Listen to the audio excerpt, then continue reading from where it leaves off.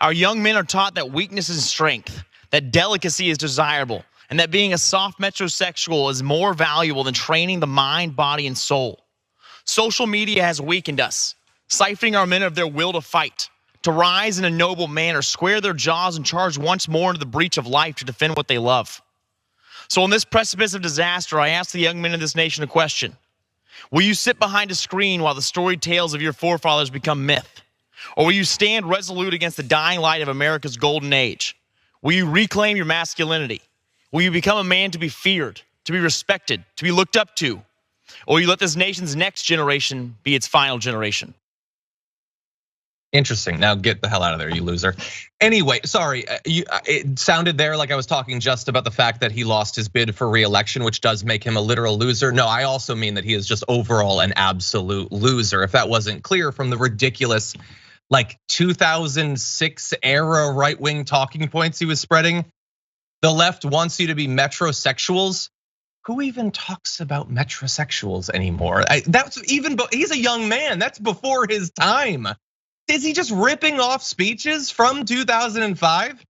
Anyway, look, he's worried there about the young men of America not being willing to fight. And I do have to give him at least credit that in the past he has been willing to fight. We've got the proof of it on video right here.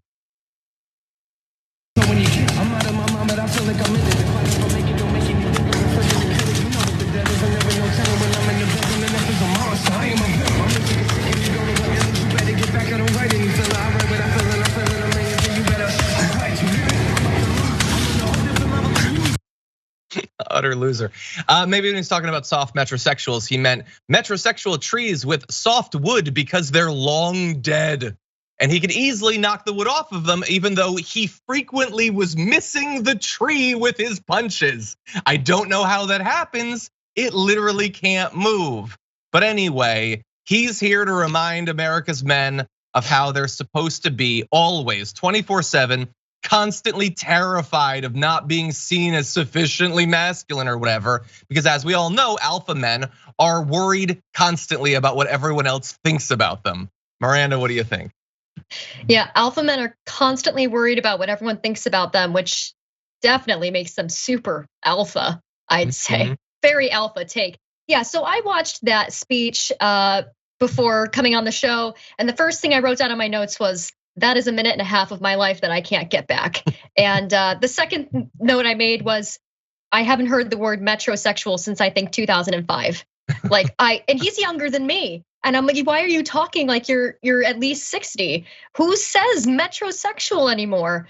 But I don't even know, I know what he was intending with this speech kind of, but I don't even really know what he wants men to go fight, but he doesn't state what or why. You just want someone to go fight in a Walmart parking lot. You just pick someone, you're like, I'm coming for you. And then he wants men to be feared and respected. Listen, I'm already afraid of men. Men are feared. Don't you worry about that. There's plenty of fear of men in the world today. I don't think there needs to be any more of that. And I think this speech is really funny considering he was seen in the spring wearing lingerie and then pretending to do something inappropriate to another man's face, claiming that it was a joke. So I guess he had a pretty gay spring and then decided, no, I gotta get back on the wagon. I gotta give this speech later in the year.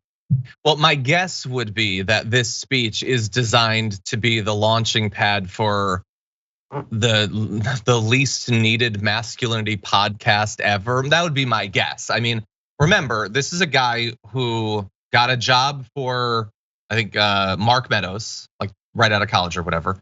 He supposedly had a real estate investing firm that never bought any real estate or something, and then somehow became a candidate for Congress because there's no bar whatsoever on the right. You don't have to have any life experience, any knowledge, anything like that. Became a congressperson, didn't do the job, got fired.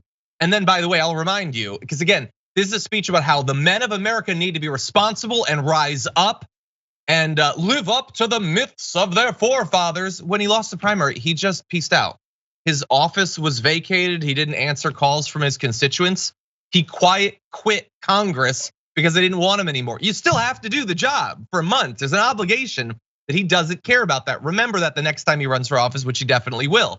But now that he's been yeeted out of Congress, what do you think he's gonna do? Go get a real job? There's no real job for these people. He probably has tried to get a role on Fox or something. They probably don't want him. And so he's gonna start a podcast or something like that. And leading into that, I just wanna remind everyone very briefly, because it's been a bit since Madison Cawthorn's really been in the news because he quite quit. This is a reminder that this is a guy who wants America's men to be more old school, traditionally masculine. I will remind you that he, in just the brief time we've known him, we found out that he told vicious lies about the person who pulled him from the car wreck that paralyzed him, lied during his campaign that the paralysis derailed his plans to attend, I believe it was the Naval Academy, which wasn't true. He'd already been rejected before that.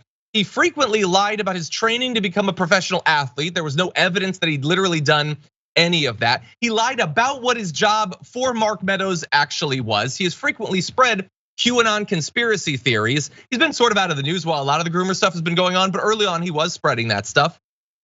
He really seems, based on his social media activity, to admire Adolf Hitler. So maybe he can hang out with Kanye West. They've got something in common there.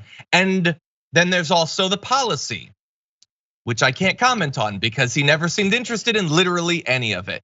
If this guy was a role model for America's youth, I am truly concerned for the next generation. Anything more to say, Miranda, before we move on? Yeah, I think that he and Andrew Tate and Kanye are gonna start a podcast, and it's going to be the worst Three Stooges style podcast in history. Yeah, and to your prior point, like what does he want America's men to fight against? He wants them to have an internal battle about their own victim. That's what he wants. He talks about not being stuck behind a screen. I guarantee he's going to be asking these men to watch him on screens and just stew in a rage, and maybe 1 in 10,000 of them will go commit a mass shooting. That's what the fight is going to be that he's talking about there. It's not a fight to address the great crises of our time. He's not like raising a new generation of conservative climate warriors or people who are gonna, like, that's not at all what it is. It's going to be, you're a victim, they're coming for you, you poor white man. Be mad about it. Be mad about it and give me money. That's what it's gonna be. For more political news, breakdowns, interviews, stories of activism, and me trying my hardest to care about the occasional big celebrity news story, subscribe to our YouTube channel at youtube.com/thedamagereport. And you can ring the bell wherever it is so you don't miss anything.